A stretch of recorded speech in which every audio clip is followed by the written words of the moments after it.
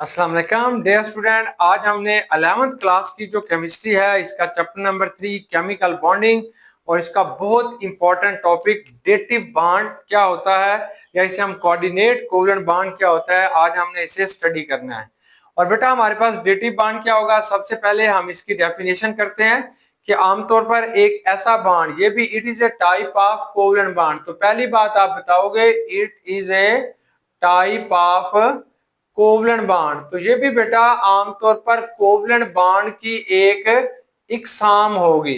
तो covalent bond क्या था कि एक ऐसा बॉन्ड जो शेयरिंग ऑफ इलेक्ट्रॉन से बन रहा होता है उसे हम कोवलेंट बॉन्ड कहते हैं। तो ये डेटिव बॉन्ड क्या होगा, तो आप कहेंगे ए बॉन्ड एक ऐसा बॉन्ड होगा, ए बॉन्ड एक ऐसा बॉन्ड होगा इन विच जिसके अंदर shared pair of electron, in which shared pair of electron, इसके अंदर जो शेयर पेयर ऑफ इलेक्ट्रॉन होता है, ऑफ इलेक्ट्रॉन्स, इलेक्ट्रॉन्स का बेटा जो शेयर पेयर होगा electron is provided by one atom, is provided by one atom. तो ये जो इलेक्ट्रॉन का जोड़ा होगा वो सिर्फ बेटा एक एटम प्रोवाइड करेगा, यानी एक एटम जो होगा वो इलेक्ट्रॉन देने वाला होगा। इसलिए बेटा आप इसे डेटिव बॉन्ड भी कहते हैं। कोऑर्डिनेट, कोऑर्डिनेट का मतलब होता है तावन करने वाला, तो ये कोऑर्डिनेट कोवलेंट बॉन्ड भी हमारे पास कहलाता है।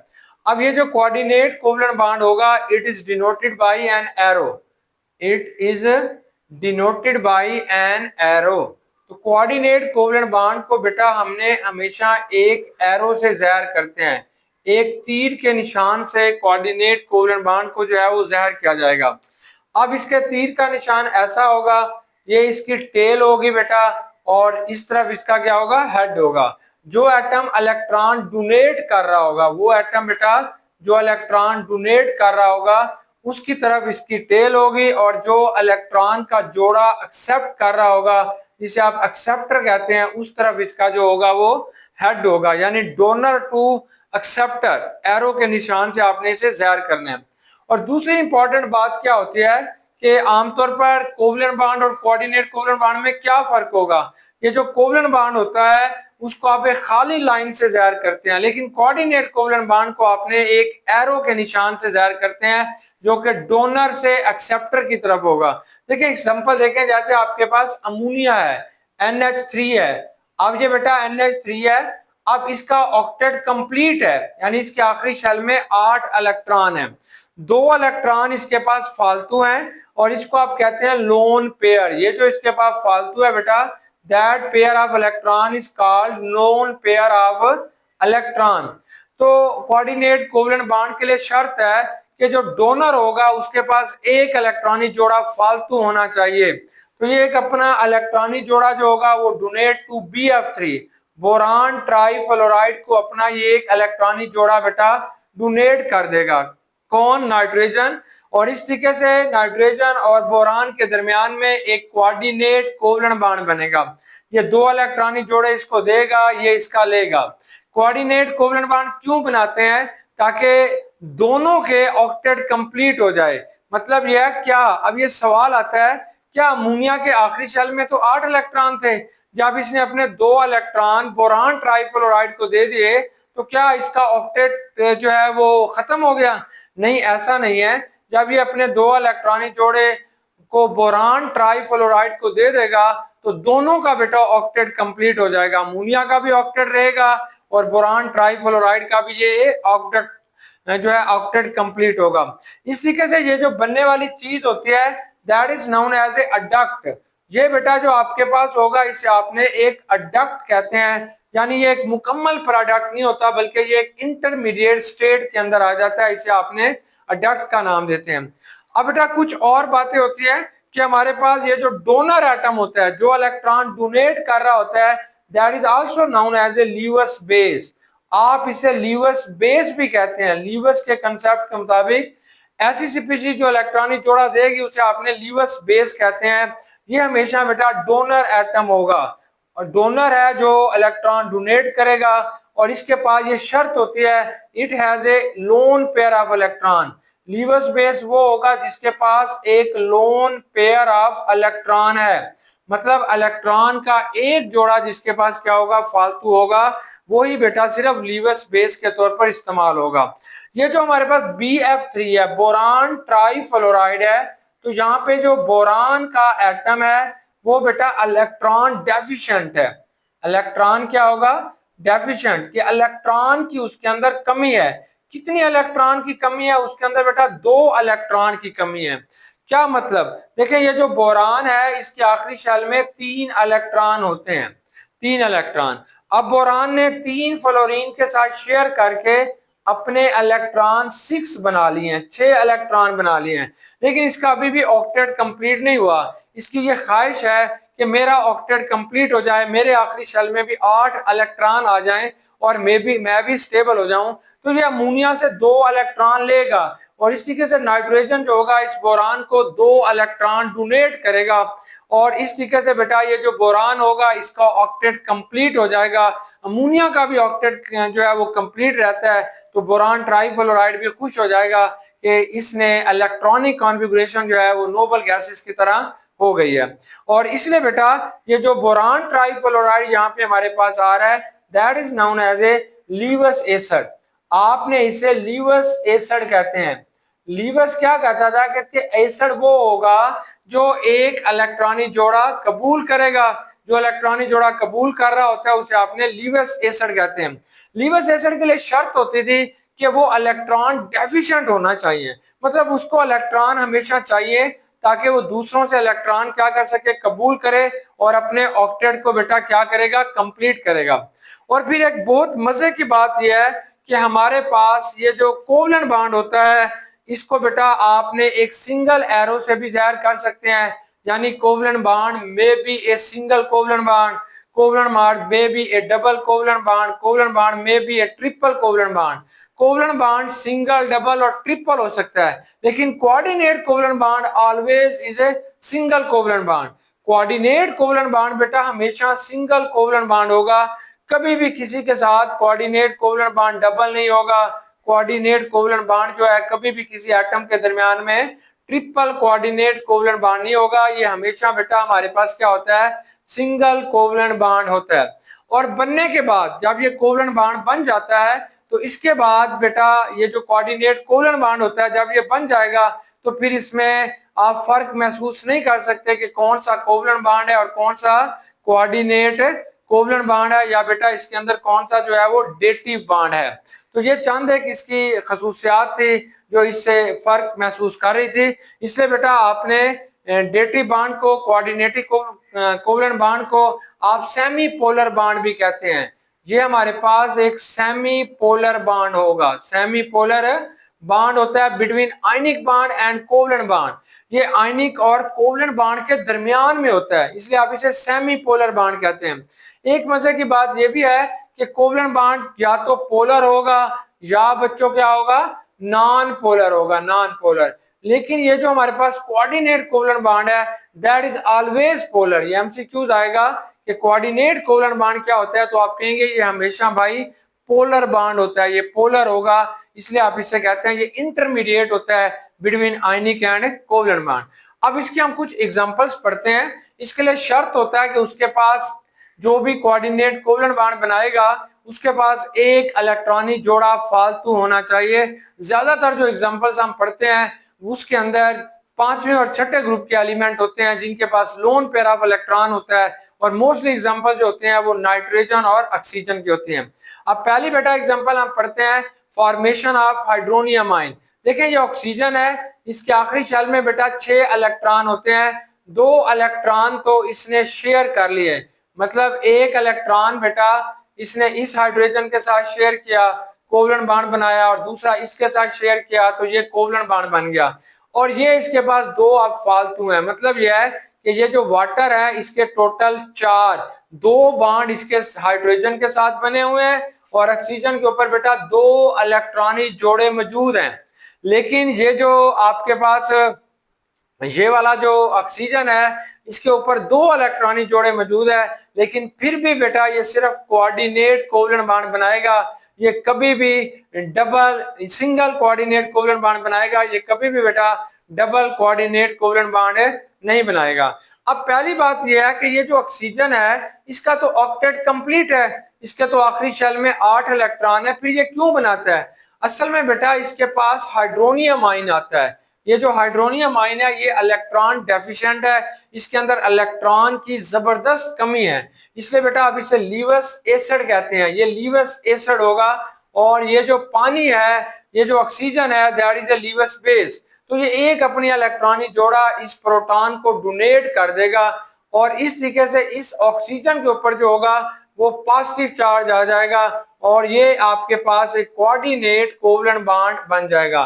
जब ऑक्सीजन के ऊपर मोस्टली बेटा नेगेटिव चार्ज होता है, जब ये अपना एक इलेक्ट्रॉनिक जोड़ा डोनेट करेगा तो इसके ऊपर पॉजिटिव चार्ज आ जाएगा, इसलिए आप इसे कहते हैं ऑक्सोनियम आयन। तो इसका जो नाम होगा वो बेटा आपके पास क्या होगा? Oxonium ion. अगर ऑक्सीजन के ऊपर पॉजिटिव चार्ज आ जाएगा तो आप इसे ऑक्सोनियम आयन कहते हैं।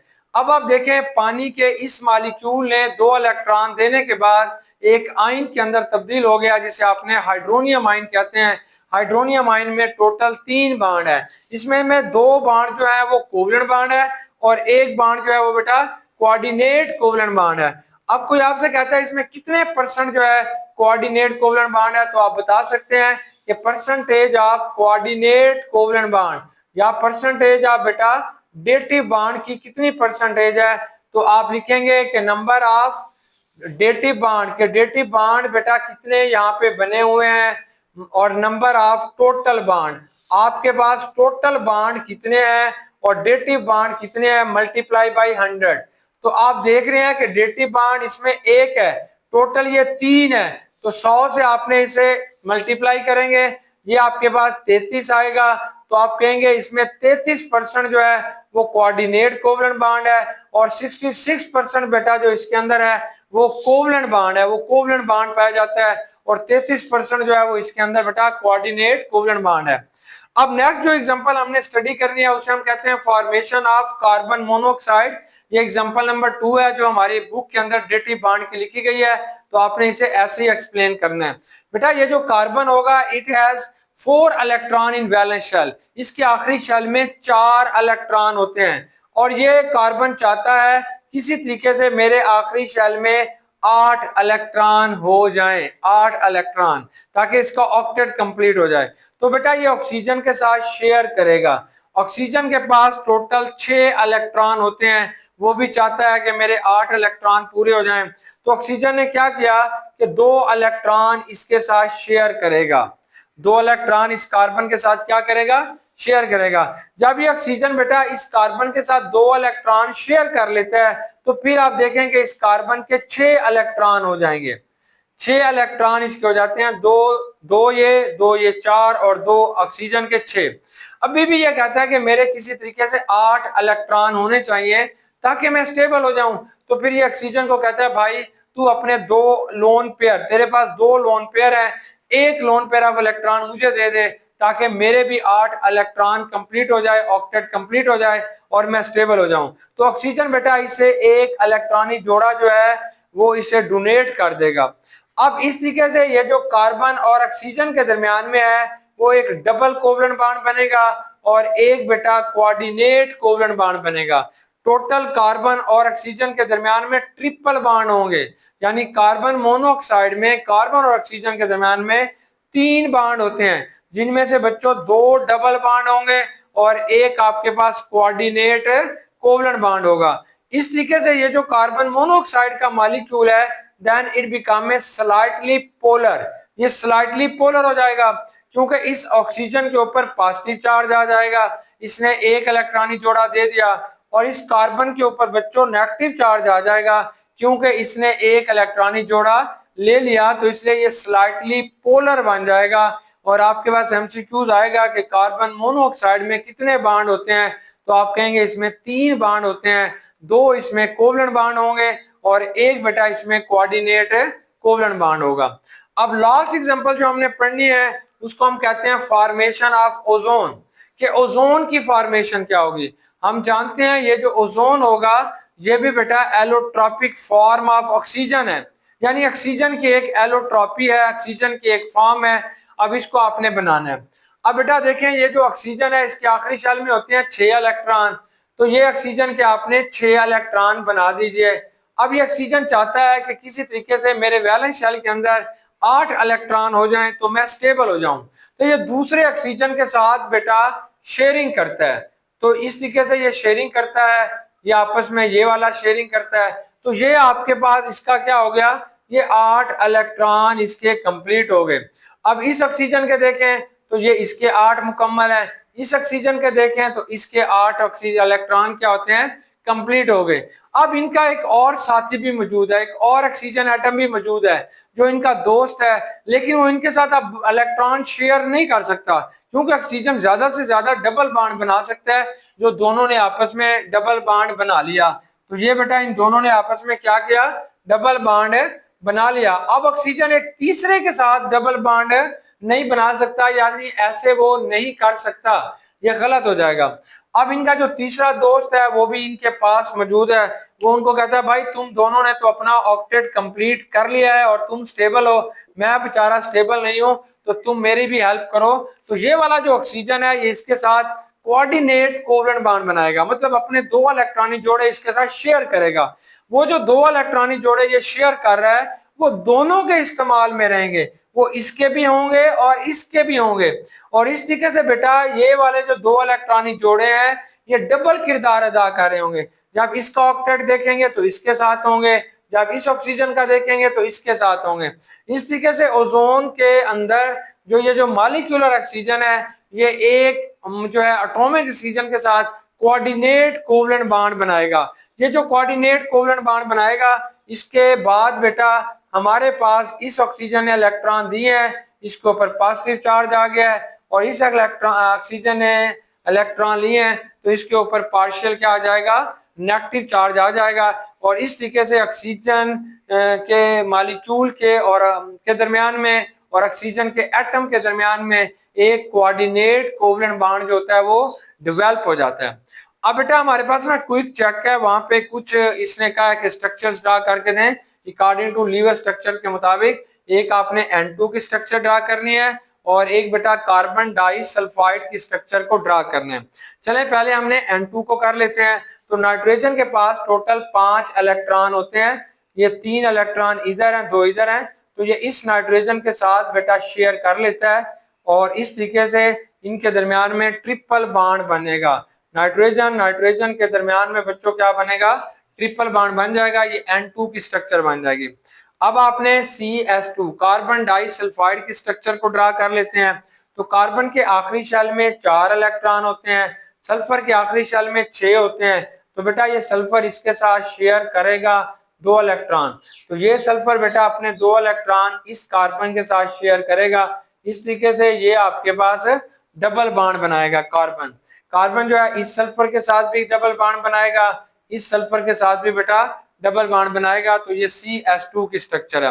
नेक्स्ट हमारे पास इसका क्वेश्चन नंबर 2 है कि ये जो बोरान ट्राईफ्लोराइड है इसके आखिरी शेल में कितने इलेक्ट्रॉन होते हैं और ये इलेक्ट्रॉन डेफिशिएंट क्यों है। तो वहां पे बेटा आपने यही वाली एग्जांपल लिखनी है। तो वहां पे आप बताओगे कि ये जो बोरान है इसके आखिरी शेल में इसके अपने बेटा 3 इलेक्ट्रॉन होते हैं, 3 इलेक्ट्रॉन। ये जो बोरान है इसके आखिरी शेल में बेटा 3 इलेक्ट्रॉन होते हैं, ये 3 फ्लोरीन के साथ अपने इलेक्ट्रॉन शेयर करेगा। इस तरीके से इसके आखिरी शेल में 6 इलेक्ट्रॉन हो जाएंगे। अभी भी ये इलेक्ट्रॉन डेफिशिएंट है, ये चाहता है कि इसके लास्ट शेल में 8 इलेक्ट्रॉन आ जाएं। तो इसलिए बेटा ये अमोनिया के साथ जो है वो कोऑर्डिनेट कोवेलेंट बॉन्ड बनाएगा। अमोनिया के पास एक लोन पेयर मौजूद है, क्योंकि कोऑर्डिनेट कोवेलेंट बॉन्ड बनाने की बेसिक कंडीशन भी यही है कि लोन पेयर ऑफ इलेक्ट्रॉन होना चाहिए। तो ये जो नाइट्रोजन है ये एक lone pair of electron boron को दे देगा। इस तरीके से इनके दरमियान में एक कोऑर्डिनेट कोवेलेंट बॉन्ड बन जाएगा और अमोनिया का भी ऑक्टेट कंप्लीट रहेगा और बोरान ट्राईफ्लोराइड का भी ऑक्टेट बेटा कंप्लीट हो जाएगा। ये क्विक चेक नंबर 3.1 है जो हमने सॉल्व किया। तो उम्मीद है बेटा कि आपको डेटिव बॉन्ड का पता चल गया होगा और आप इसमें परसेंटेज बॉन्ड भी मालूम कर सकते हैं।